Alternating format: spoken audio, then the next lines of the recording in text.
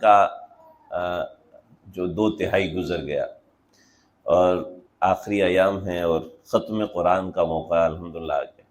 ایک بات میں ذکر کروں گا، سجی نے جو بات فرمائی انتہائی مفید ہے، اللہ میرے دل میں اتار دے۔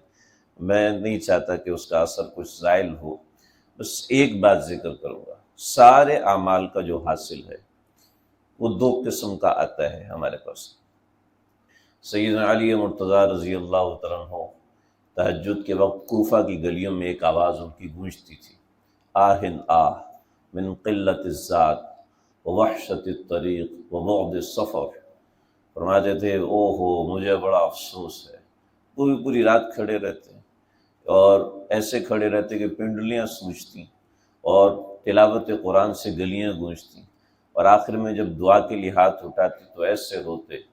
کہ میرے پاس تو اعمال ہی نہیں ہیں، اور سفر اتنا لمبا ہے اور سفر میں اتنی وحشت ہے، علی کا کیا بنے گا، جس کے بارے میں اللہ کے نبی نے فرمایا علی کا گھر میرے گھر کے سامنے ہے جنت کے اندر۔ تو اعمال کے 2 اثر ہوتے ہیں۔ ایک اثر یہ ہوتا ہے کہ اس کے بعد انسان کو ندامت ہوتی ہے، اور دوسرا اثر یہ ہوتا ہے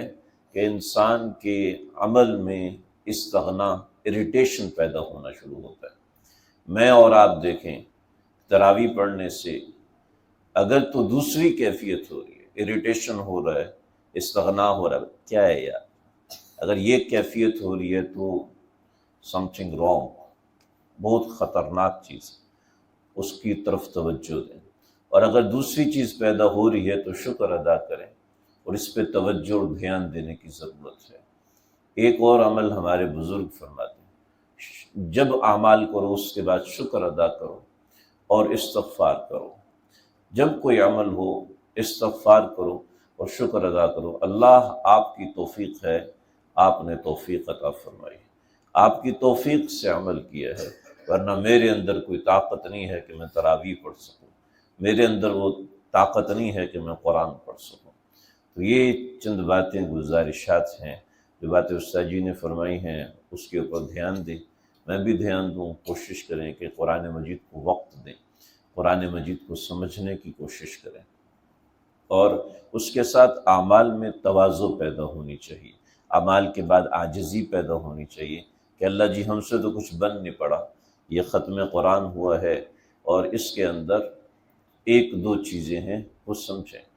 تنہائی کے اندر اپنے اعمال پر آنسو بہانے کی کوشش کریں، تنہائی کے اندر اپنے اعمال کے اوپر شرمندگی کا اظہار کریں اللہ کے سامنے، اللہ جی جو کچا پکا عمل ہے وہ آپ کے سامنے کیا۔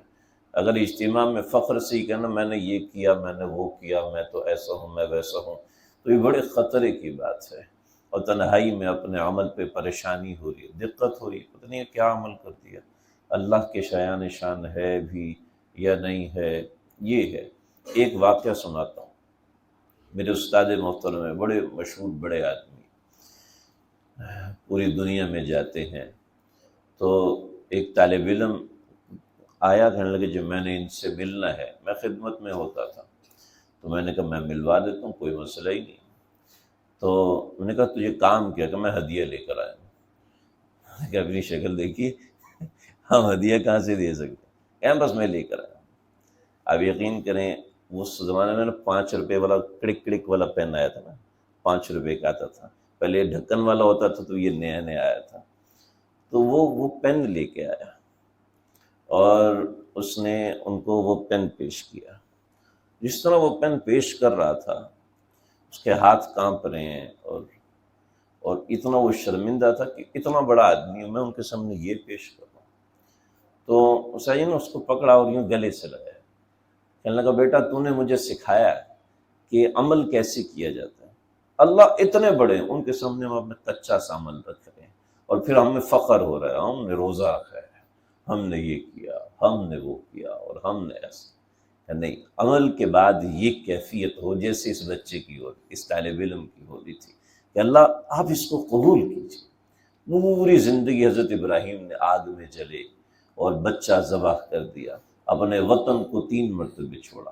اس کے بعد بڑھاپے میں کعبۃ اللہ کو بنایا تھا، تقبل منا اور وتب علینا، اللہ جی بتکلف قبول کیجیے، آپ کے قابل نہیں ہیں، اور وتب علینا، اس پہ مجھے معاف بھی کر دیں کہ میں نے آپ کی شایان شان کام نہیں کر سکا۔ تو سیدنا ابراہیم جیسا آدمی ہے، نبی علیہ السلام کی پوری زندگی کیسی گزری، اور آخر میں جب سورہ نازل ہو رہی ہے تو اللہ فرمائے وَسَبِّحْ بِحَمْدِ رَبِّكَ وَاسْتَغْفِرْ، استغفار کرو، معافی مانگو۔ تو ہمیں اپنے عملوں کے اوپر کتنی معافی اللہ سے مانگنی چاہیے۔ اللہ تعالیٰ مجھے آپ کو ہم سب کو سمجھنے کی توفیق عطا